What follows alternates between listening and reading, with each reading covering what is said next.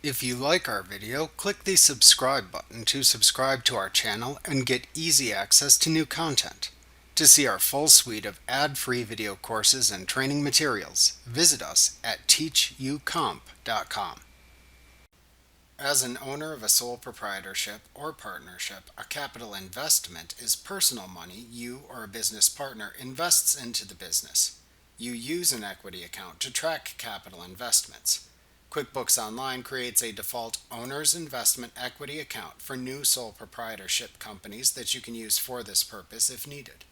To record a capital investment, click the plus new button in the navigation bar, and then click the Bank Deposit link under the Other heading in the menu to open the Bank Deposit window. Select the account into which to deposit the money from the Account drop-down. Then select the deposit's date from the Date Calendar Selector field. If needed, add any tags by using the Tags field. In the first blank row in the Add Funds to this Deposit section, select the name of the owner or partner from whom the funds were received from the Received From drop-down.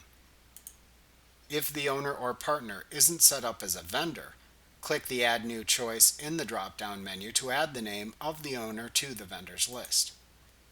Then select the name of the equity account used to track capital investments from the adjacent account column, like the owner's investment equity account, for example. You can enter a description of the investment into the description field. Then select the payment method the investor used from the Payment Method drop-down.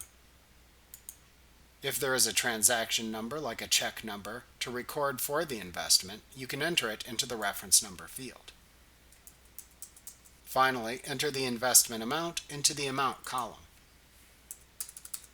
To save the deposit and print a deposit slip and summary, or summary only, click the Print button and then select either Print Deposit Slip and Summary or Print Deposit Summary Only as desired. Note that the deposit is not saved until you select either one of these commands.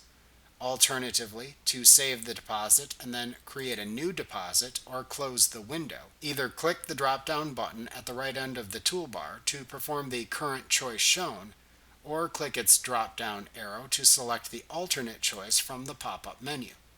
Selecting Save and New saves the current deposit and opens a new deposit window. Selecting Save and Close saves the deposit and closes the window. Remember to click the subscribe button to see more of our videos. Get ad-free courses at teachucomp.com.